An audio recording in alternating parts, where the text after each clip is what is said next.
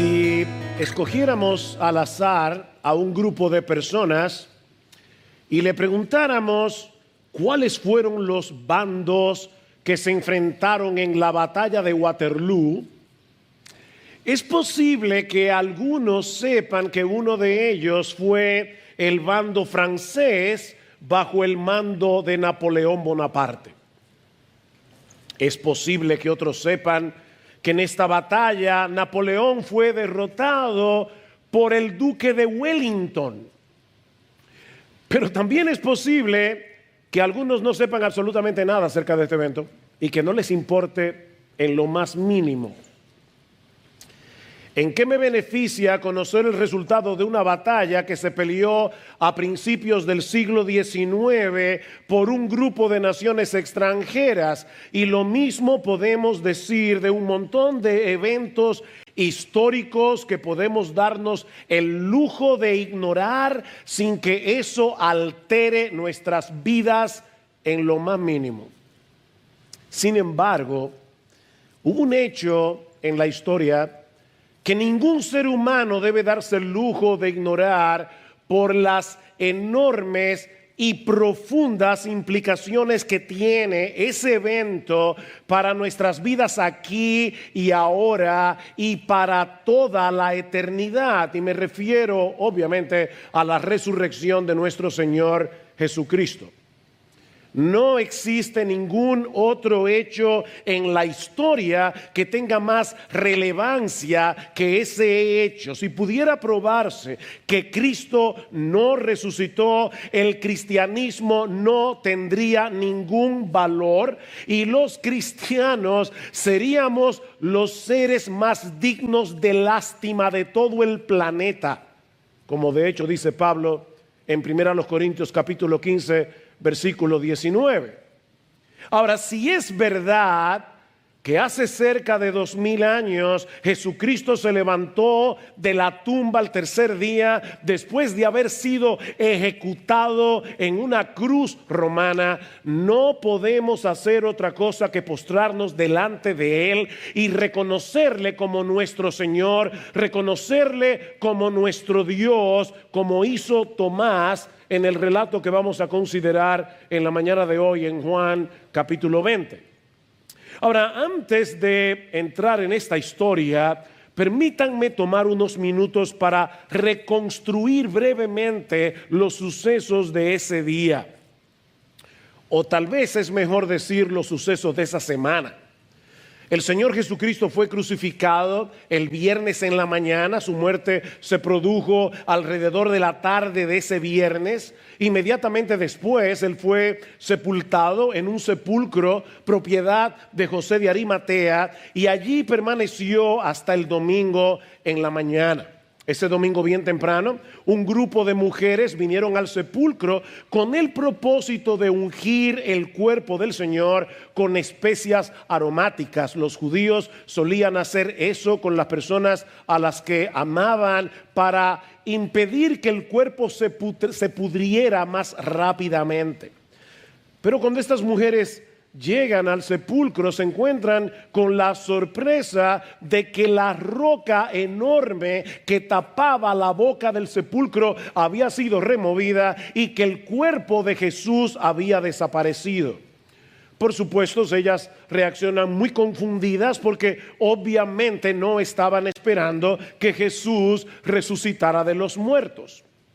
Pero en ese momento se colocan junto a ella dos ángeles del Señor que les dan la buena noticia. ¿Por qué buscáis entre los muertos al que vive? No está aquí, sino que ha resucitado. Acordaos de lo que os habló cuando aún estaba en Galilea diciendo: es necesario que el Hijo del Hombre sea entregado en manos de hombres pecadores y que sea crucificado y que resucite al tercer día. El Señor lo había profetizado. Ellas salen de inmediato hacia donde se encontraba reunido el grupo apostólico, les cuentan lo que había sucedido y por supuesto ellos dijeron: amén, aleluya, gloria al Señor, Cristo resucitó. No. Dice Lucas que cuando escucharon el reporte de las mujeres, y este detalle es importante, guárdenlo allí en sus discos duros, porque van a entender en un momento por qué es importante, a ellos les parecía locura las palabras de ellas y no las creían.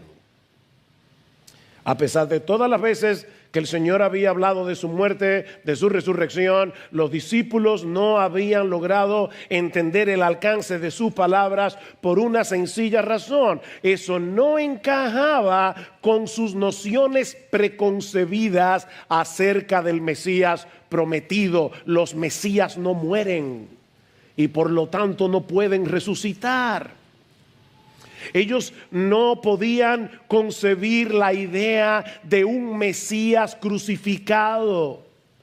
De manera que cuando Jesús fue condenado y ejecutado, todos ellos llegaron a la conclusión de que sus esperanzas habían muerto con él. Pero entonces llegan estas mujeres reportando lo que habían visto, y tanto Pedro como Juan deciden confirmar el asunto por sí mismos. Así que se dirigen al sepulcro y encuentran la misma escena que las mujeres habían descrito. La piedra había sido removida, el cuerpo de Jesús no estaba allí. Unas horas más tarde, el Señor se le aparece a María Magdalena, luego al apóstol Pedro, luego a 2 discípulos que iban camino a la aldea de Maús, hasta que ese mismo domingo en la noche se le aparece al resto de los discípulos que seguramente se habían reunido para comentar lo que había sucedido. Noten otra vez el versículo 19. Entonces, al atardecer de aquel día, el primero de la semana, es decir, el domingo, estando cerradas las puertas del lugar donde los discípulos se encontraban por miedo a los judíos, Jesús vino y se puso en medio de ellos y les dijo: paz a vosotros. Y diciendo esto, les mostró las manos y el costado. Entonces los discípulos se regocijaron al ver al Señor. Eso fue lo que el mismo Jesús había profetizado en Juan capítulo 16. Cristo les dijo: ustedes estarán tristes, pero yo los volveré a ver, y ustedes se gozarán, y nadie os quitará vuestro gozo. Pero Tomás no estaba ahí ese domingo en la noche. Y cuando llegó al lugar de reunión, ya Jesús se había ido. Los apóstoles le cuentan lo que acaba de ocurrir, pero Tomás se resiste a creerlo, y aquí comienza nuestra historia. Eso nos lleva a la primera parte de nuestro relato, que yo he titulado El reto de un escéptico. El reto de un escéptico. Vean otra vez versículos 24 y 25. Dice Juan: Tomás, uno de los 12, llamado el Dídimo, es decir, el mellizo, no estaba con ellos cuando Jesús vino. Entonces los otros discípulos le decían, y el verbo allí da la idea de algo que ellos repetían una y otra vez. Ellos le decían y le insistían: hemos visto al Señor. Pero él les dijo: si no veo en sus manos la señal de los clavos, y meto el dedo en el lugar de los clavos y pongo la mano en su costado, no creeré. Ahora, antes de pasar juicio sobre el escepticismo de Tomás, yo quisiera resaltar 2 cosas aquí. La primera es que él no fue el único que dudó, no lo olviden. Tomás no fue el único que dudó. Ninguno de los apóstoles aceptó de entrada el testimonio de las mujeres. Todos creyeron cuando vieron a Jesús, cuando vieron las marcas en su cuerpo. Ellos fueron convencidos por la evidencia. Pero por el otro lado, y esto es importante, mis hermanos, es importante señalar que la duda de Tomás no es la de un incrédulo materialista que se niega a creer en lo sobrenatural a pesar de la evidencia. Hay una gran diferencia entre una persona que duda pero sigue buscando respuestas, y un incrédulo obstinado que no quiere creer. Aldous Huxley, que fue uno de los grandes filósofos del siglo XX, el autor del Mundo Feliz, él decía francamente: a nuestra generación le convenía creer que este mundo no tiene sentido y que Dios no existe para nosotros poder tener libertad sexual. O sea, noten, aquí no tenemos a una persona inteligente cuya inteligencia lo llevó a ser incrédulo. Aquí tenemos a un pecador que quiere seguir pecando y le conviene en su pecado no creer. Bueno, Tomás no era ese tipo de incrédulo. De hecho, noten que las palabras de Tomás no fueron: me niego a creer, sin importar lo que ustedes digan, no pienso dar mi brazo a torcer de ningún modo. No, mis hermanos, la duda de Tomás era de otro tipo. No olviden que Tomás era un judío devoto que creía en la existencia de Dios y en su capacidad de obrar milagros. El problema de Tomás no era filosófico, era emocional. Era un problema emocional. Este hombre acaba de pasar por una profunda decepción religiosa cuando Jesús, que él creía que era el Mesías, por quien él entregó su vida durante 3 años y medio, y ahora ese Jesús fue crucificado. Seguramente Tomás no quería volver a sufrir una desilusión adicional. Tomás había creído que Jesús era el Mesías. Tomás había visto a Jesús sacar demonios. Tomás había visto a Jesús resucitar muertos. Tomás había visto a Jesús caminar sobre las aguas. Tomás había visto a Jesús hacer milagros de alimentar 5,000 personas con 5 panes y 2 peces. Y él decía: este es el hombre, hasta que fue crucificado. ¡Qué decepción! Esa no era la idea que los apóstoles tenían en mente cuando comenzaron a seguir a Jesús. Si Él era el Salvador del mundo, ¿por qué no pudo impedir su propia ejecución? Los Mesías no mueren, o al menos eso pensaban ellos. De paso, déjenme decirles, hermanos, y traer una aplicación aquí, que muchas de las luchas que los cristianos, los verdaderos cristianos, tienen con la duda, y hay creyentes que tienen luchas con la duda, y nosotros debemos tener misericordia de ellos. Dice Judas: a los que dudan, convéncenlos con misericordia. O sea, hay que tratarlos con misericordia. Pero muchas de las luchas que los cristianos tienen con la duda surgen de falsas expectativas que tarde o temprano serán frustradas. Falsas expectativas con respecto al amor de Dios. Si Dios me ama, no puede pasarme nada malo. Falsas expectativas con respecto al matrimonio, como decía Marcos hace un momento. Si yo me caso enamorado, todo debe salir perfectamente bien. Nunca voy a tener problemas con mi esposa. Falsas expectativas con respecto a la crianza de los hijos. Falsas expectativas con respecto a la iglesia. ¿Saben por qué, mis hermanos, muchos creyentes se convierten en fugitivos eclesiásticos? Porque van a la iglesia creyendo que llegaron a la sociedad ideal, donde nadie te malentiende, donde todo el mundo te ama, donde no hay chismes, donde todo es perfecto. Pero esa no es la iglesia en el mundo real, porque todavía somos pecadores. Porque todavía el pecado mora en nosotros. Y si tú llegas a una iglesia con una falsa expectativa, entrarás por una puerta y terminarás yéndote por la otra, y al final serás un fugitivo eclesiástico, porque no encontrarás ninguna iglesia perfecta de este lado de la eternidad. Así que muchas de las dudas que los creyentes tienen surgen por falsas expectativas. Tomás había sido profundamente decepcionado y no estaba dispuesto a permitir que eso le pasara otra vez. ¿Ven? No era un problema filosófico, era un problema emocional. Como bien ha dicho alguien, Tomás se negó a darle alas a sus esperanzas para no verlas hechas pedazos una vez más. Él tenía que estar completamente seguro que no se trataba de un truco, que no era una especie de alucinación colectiva. De ahí su reto. Si no veo en sus manos la señal de los clavos, y meto el dedo en el lugar de los clavos, y pongo la mano en su costado, no creeré. Ahora, lo más lejos que tenía Tomás era que Jesús lo estaba oyendo, aunque él no lo veía. Y todavía aún más que Jesús iba a tomar en serio este reto.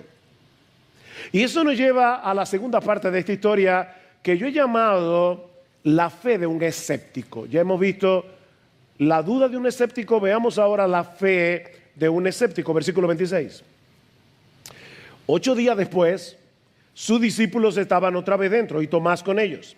Y estando las puertas cerradas, Jesús vino y se puso en medio de ellos y dijo: pasa vosotros. Y luego dijo a Tomás: acerca aquí tu dedo y mira mis manos, y extiende aquí tu mano y métela en mi costado, y no seas incrédulo sino creyente.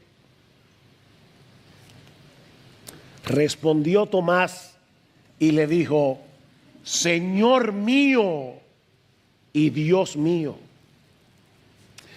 Jesús se aparece de nuevo al siguiente domingo.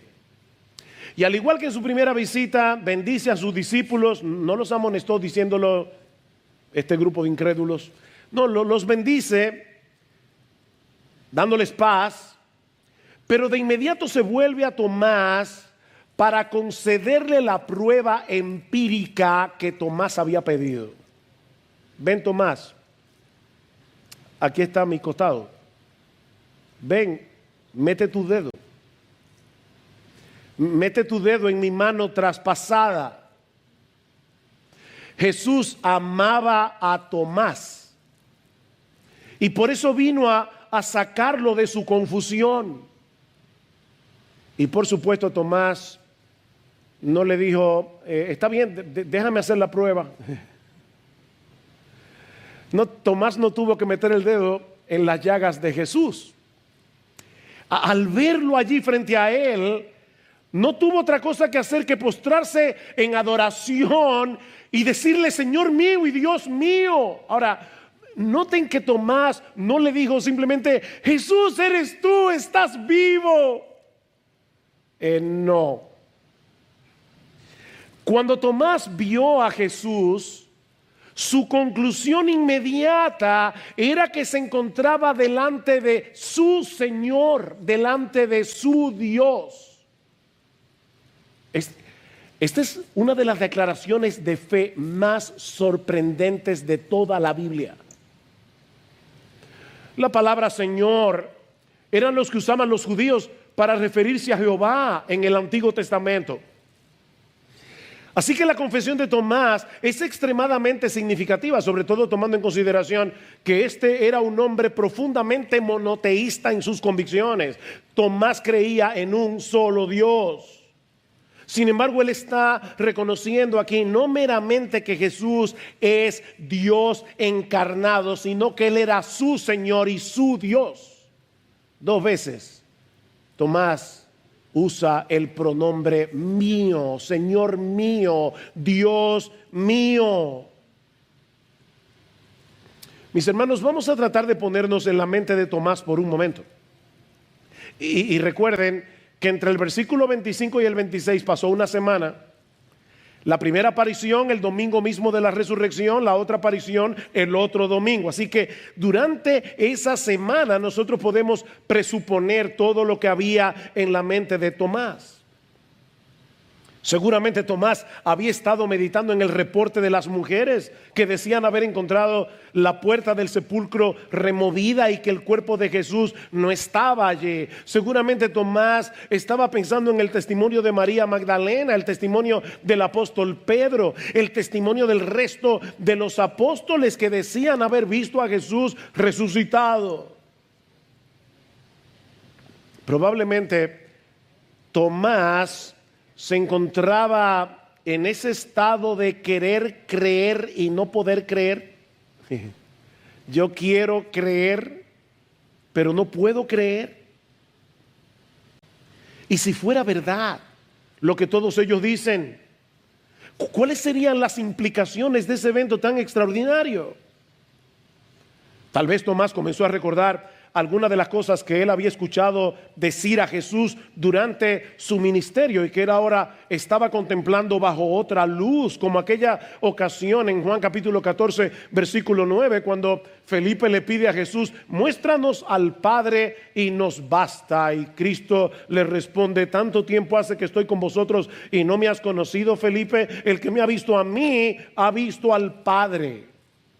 O en Juan capítulo 10 versículo 30, cuando el Señor dice: yo y el Padre somos uno. O cuando le declaró a los judíos en Juan capítulo 8 versículo 58: de cierto os digo, antes que Abraham fuese, yo soy. ¿Están oyendo eso? Antes de que Abraham viniera a la existencia, hace cerca de 2000 años atrás, ya yo existía. Pero no solamente el Señor está diciendo yo existía, Él está diciendo yo soy, usando el nombre de Dios en Éxodo capítulo 3 versículo 14. Ningún judío en su sano juicio se llamaría a sí mismo el gran yo soy, a menos que fuera Dios. Tomás estuvo allí cuando Jesús sanó al paralítico, ¿recuerdan? Y el Señor no solamente lo sana, sino que le dice: todos tus pecados te son perdonados. Y los líderes religiosos de Israel reaccionan diciendo: pero ¿quién es este que pretende perdonar pecados si el único que puede perdonar pecados es Dios? Pregunta: ¿tenían razón los fariseos? Por supuesto que sí. Imagínate que una banda de asaltantes te golpea, te deja tirado en el camino, casi muerto, y yo voy a visitarte al hospital y te digo: ¿sabes qué? Te tengo una buena noticia, me encontré con tus asaltantes, con la gente que te golpeó, pero no te preocupes, ya yo los perdoné. Seguramente me va a decir: ¿y quién eres tú para perdonar a los que me han golpeado a mí? Mis hermanos, cuando nosotros pecamos, nuestro pecado es contra Dios y por lo tanto ningún ser humano tiene derecho a perdonar pecados, porque esa ofensa no fue contra ti, no fue contra ti, no fue contra ti, fue contra Dios. Pero Jesús es Dios y por eso puede perdonar pecados. Tomás estaba allí cuando Lázaro murió. Y el Señor le dice a Marta: Marta, yo soy la resurrección y la vida. El que cree en mí, aunque esté muerto, vivirá. Y todo aquel que vive y cree en mí no morirá eternamente. Tomás estuvo allí. Y así podemos continuar relatando un incidente tras otro del cual Tomás fue testigo junto a los otros apóstoles y que ahora podían estar agolpándose en su mente. Si Jesús estaba vivo, solo había una conclusión posible. La confesión de Tomás no fue un mero reconocimiento de que Jesús era Señor y Dios. No. Su reacción fue intensamente personal. Señor mío y Dios mío. Esa es la única forma coherente de responder a ese hecho. Mira, mi amigo, déjame decirte algo importante en esta mañana. No basta con reconocer que Jesús es Señor. No basta con reconocer que Jesús es Dios. Hay un montón de personas que van camino al infierno, a una condenación eterna, que creen que Jesucristo es Dios. Y no lo digo yo, lo dice Jesús. Él dice en Mateo capítulo 7 que en el día del juicio muchos me dirán en aquel día: Señor, Señor. La misma expresión de Tomás: Señor, Señor, no profetizamos en tu nombre, y en tu nombre echamos fuera demonios, y en tu nombre hicimos muchos milagros, y entonces yo les declararé: nunca os conocí, apartaos de mí, hacedores de maldad. El punto, mi amigo, no es que tú creas teológicamente, intelectualmente, mentalmente que Jesús es Dios, que Jesús es Señor. La pregunta crucial aquí: ¿Jesucristo es tu Dios? ¿Es tu Señor? De tal manera que cuando tu voluntad y su voluntad entran en pugna, tú quieres hacer su voluntad y no la tuya, porque Él es tu Señor. Eso es lo que Tomás está reconociendo aquí. Señor mío y Dios mío. Mis hermanos, ¿acaso es posible darle un poco de devoción, darle un poco de amor, darle un poco de lealtad, darle un poco de obediencia, darle un poco de adoración a aquel que, siendo Rey de reyes y Señor de señores, dejó su gloria, se hizo hombre para morir en tu lugar en la cruz del Calvario? ¿Se le puede dar un poco de devoción a un Salvador así? Por eso le decía al principio que si es verdad que hace cerca de 2000 años Jesucristo se levantó de la tumba al tercer día después de haber sido ejecutado en una cruz romana, es imposible reaccionar con indiferencia. Eso no es posible. Eso fue lo que Tomás entendió ese domingo en la noche, y lo que todos aquí deberíamos entender este domingo en la mañana. Pero nuestro pasaje no concluye ahí. Si esto fuera una película de Hollywood, este sería un fin genial. Tomás cae postrado: Señor mío, Dios mío. Y ahí termina la historia, fin. Pero qué bueno que el relato no terminó ahí, porque de haber terminado ahí nos dejaría a todos nosotros en un problema. Porque alguien podría estar pensando: que me alegro por Tomás, que tuvo esa visión del Cristo resucitado, pero yo nunca he visto a Cristo, yo nunca he visto su costado traspasado, yo nunca he visto sus manos traspasadas, así que yo puedo seguir dudando. No, mi amigo, la incredulidad todavía no es una opción para ti. Así que déjame terminar el relato. Ya hemos visto la duda de un escéptico, hemos visto la fe de un escéptico, pero yo quiero que veamos ahora el instrumento que Dios ha estado usando a través de toda la historia para convertir a escépticos en creyentes. El instrumento que Dios ha estado usando a través de la historia durante ya 2000 años para convertir escépticos en creyentes. Vean el versículo 29. Jesús le dijo a Tomás: porque me has visto, has creído. Dichosos los que no vieron y sin embargo creyeron. Algunos asumen que lo que Jesús está diciendo aquí es algo como esto: la fe que no descansa en ninguna evidencia objetiva, sino que es un salto irracional al vacío. Es una fe superior que la que sí descansa en evidencias. Es como si Jesús le estuviera diciendo a Tomás: Tomás, tú tienes una fe de segunda clase porque tuviste que verme para creer en mí. Bienaventurados los que sin tener ninguna evidencia decidieron creer. De paso, ese es el concepto que muchos tienen hoy día de la fe: un salto irracional al vacío. Es por eso que uno escucha a la gente decir: bueno, tú tienes tus creencias, yo tengo las mías. Y no hay manera de comprobar cuál de las dos está en lo cierto, porque ambos sentimos que nuestra creencia es correcta. Eso es lo que yo siento en mi fuero interior. En otras palabras, la fe no tiene nada que ver con hechos concretos y realidades históricas, sino más bien con un sentimiento subjetivo del corazón. ¿Ustedes recuerdan la famosísima novela que ya quedó en el olvido de Dan Brown, El Código Da Vinci?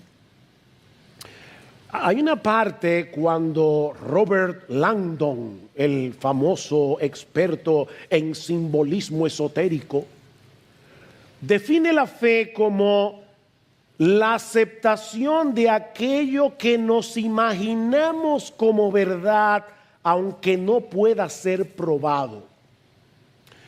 Mi amigo, si ese es el tipo de fe que tú tienes en el día de hoy, yo espero poder destruírtela, porque esa fe no sirve para nada. Esa no es la fe que Jesús espera de aquellos que creen en Él. Una fe que no descansa sobre una base objetiva no es una fe racional. De hecho, no es una fe verdadera. ¿Qué es entonces lo que Jesús le está diciendo a Tomás en este pasaje?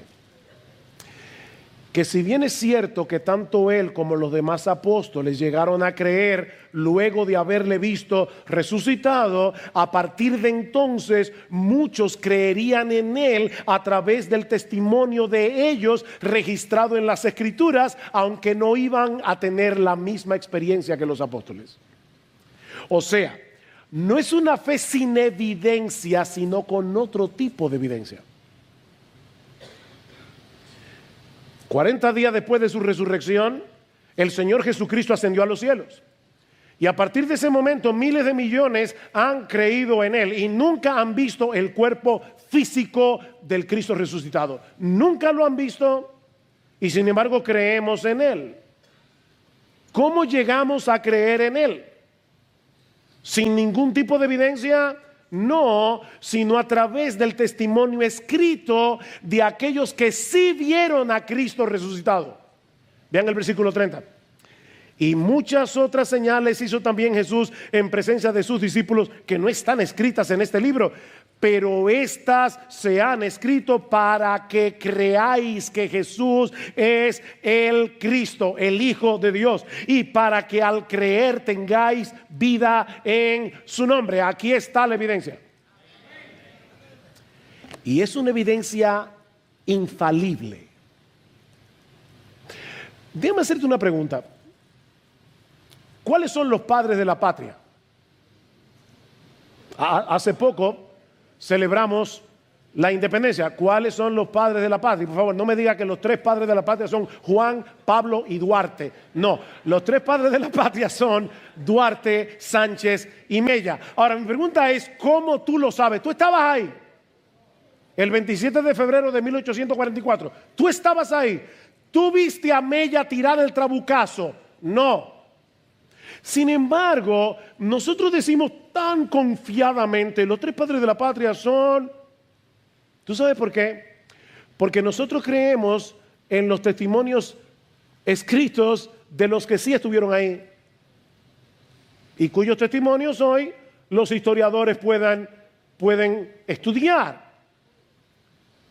Bueno, de la misma manera, nuestra fe no opera en un vacío. Nuestra fe descansa en evidencias irrefutables. Escuchen por un momento lo que Pablo dice en 1 Corintios capítulo 15 definiendo el evangelio, porque primeramente os he enseñado lo que asimismo recibí, que Cristo murió por nuestros pecados conforme a las Escrituras, y que fue sepultado y que resucitó al tercer día conforme a las Escrituras, y que apareció a Pedro, a Cefas, y después a los 12, y después apareció a más de 500 hermanos a la vez. Y Pablo dice, muchos de ellos están vivos, vayan y pregúntenle. Y al último de todos, como a un abortivo, me apareció a mí. ¿Cuáles son las 2 evidencias que Pablo presenta aquí sobre la resurrección?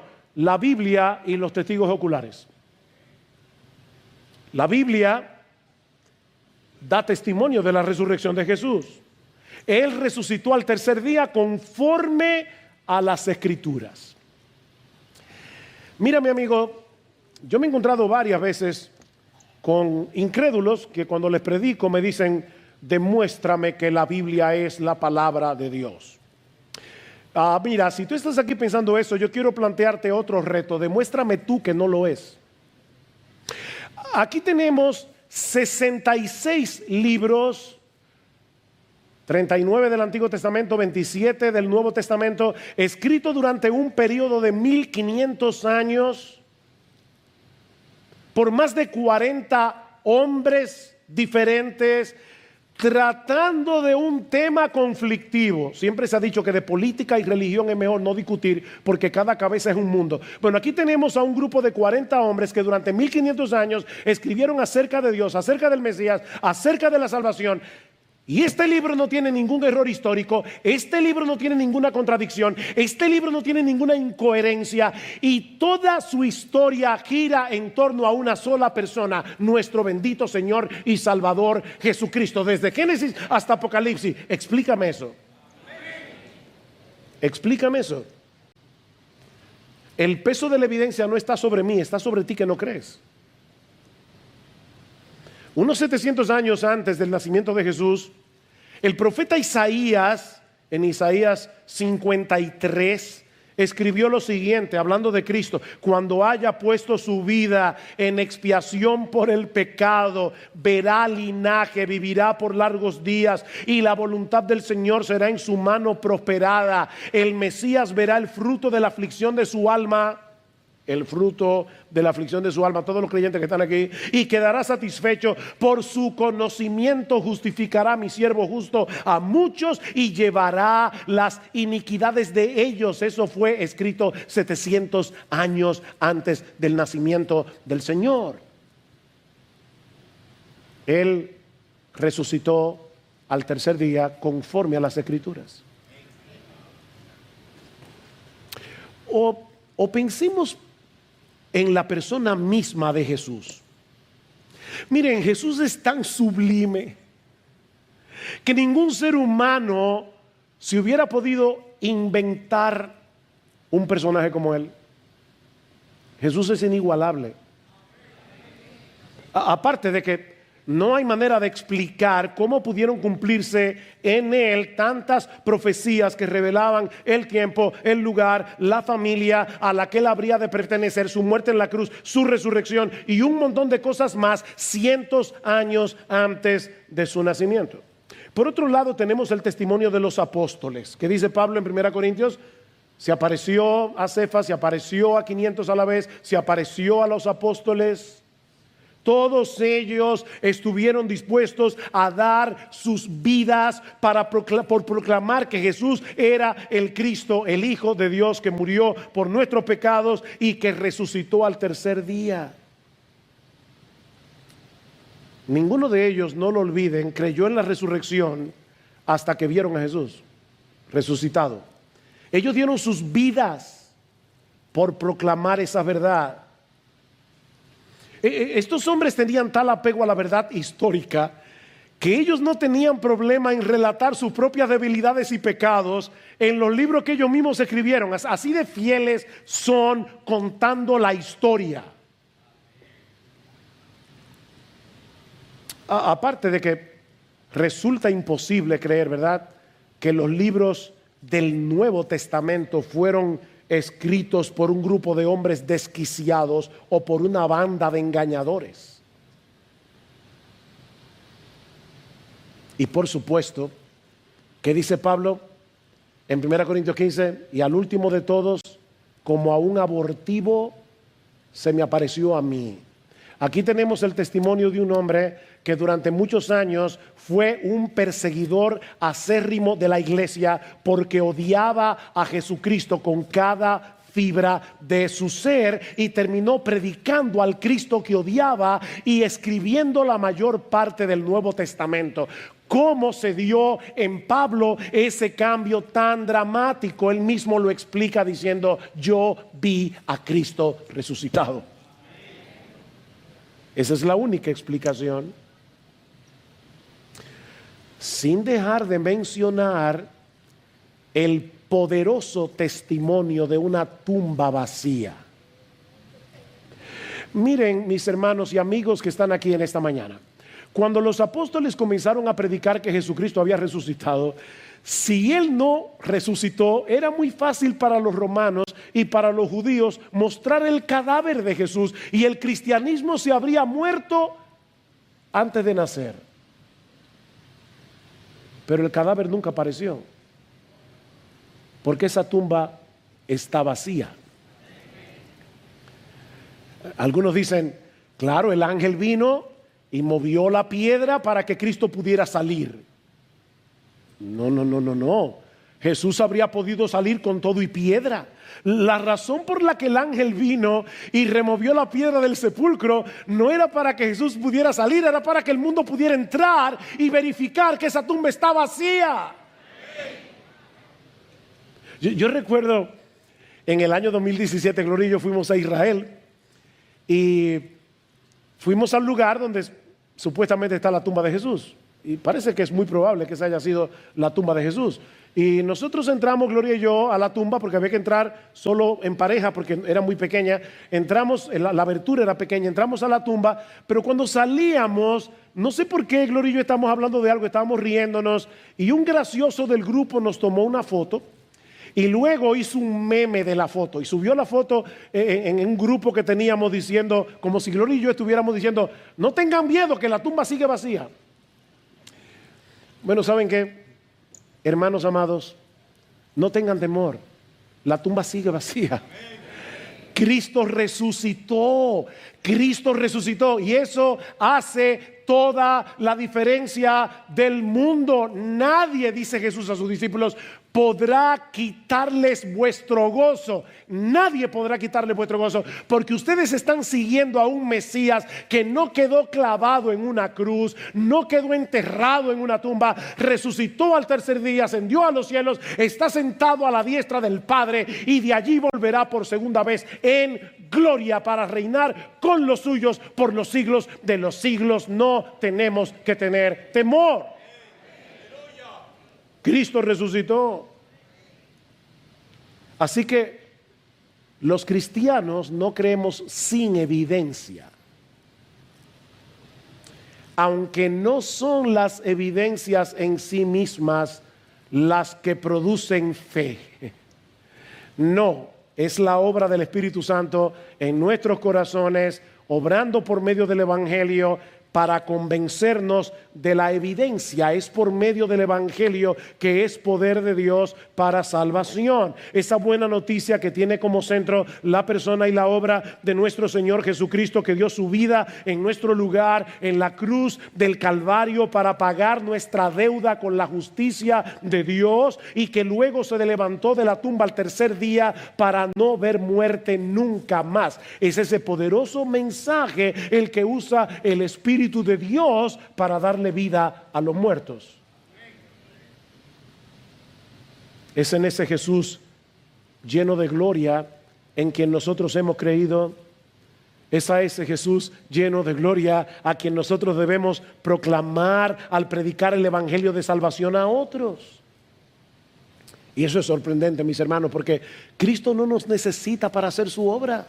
Él nos da el privilegio de ser instrumentos en sus manos para llevar este mensaje tan glorioso a personas que van camino a una condenación eterna.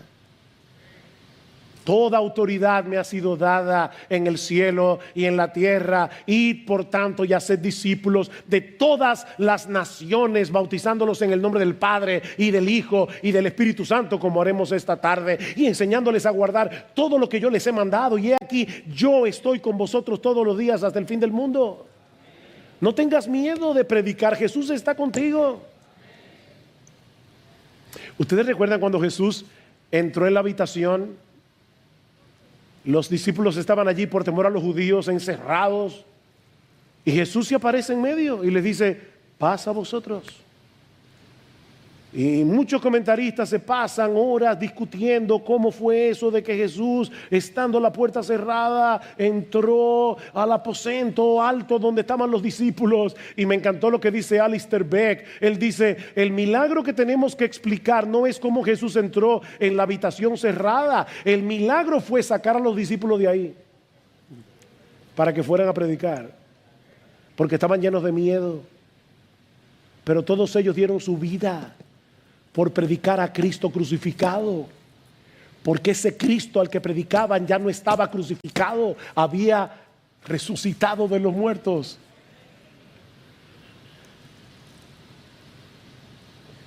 Mi amigo, si tú estás aquí sin Cristo, mi invitación en esta mañana no es a que des un salto irracional al vacío creyendo sin evidencia. No, mi amigo. Mi invitación es a que viendo las evidencias, te acojas a la misericordia y al poder de Dios y le pidas ahora mismo que te salve, que tenga misericordia de ti, que perdone tus pecados, que cambie tu corazón de piedra en un corazón de carne. Acógete a la misericordia y al poder de Dios. Mi amigo, nadie puede permanecer indiferente ante la persona de Jesús, porque no entregarse por entero a Él es rechazarlo completamente. Él dio su vida en una cruz para salvar a pecadores como tú y como yo. Pon tu mirada en esa cruz y luego en esa tumba vacía. Mira a Cristo muriendo por los pecados de los hombres. Mira a Cristo resucitado de los muertos y sentado a la diestra del Padre. Y cree en Él. No seas incrédulo, sino creyente. Dice la Escritura que Jesús es un poderoso Salvador, que vino a darle a su pueblo arrepentimiento y perdón de pecados. Pídele a Jesús, que es un poderoso Salvador, que te dé ahora mismo, en este instante, arrepentimiento, que te dé ahora mismo perdón de pecados. Pídeselo a Cristo. Él es un poderoso Salvador y Él ha prometido no desechar a nadie que venga a Él clamando por misericordia. Mi amigo, Jesucristo es tu Dios. No te estoy preguntando si tú crees que Jesucristo es Dios. Jesucristo es tu Dios. Jesucristo es tu Señor. Si no es así, arrepiéntete. Arrepiéntete, ven a Cristo y ven ahora. Oh, que el Señor te conceda la fe que mira hacia Él como aquel que es el camino, la verdad y la vida. Nadie viene al Padre si no es por Jesús. Nadie. Ven a Cristo. Oh, que al igual que Tomás, en esta misma hora, en este mismo instante, tú puedas reconocer a Jesús como tu Señor.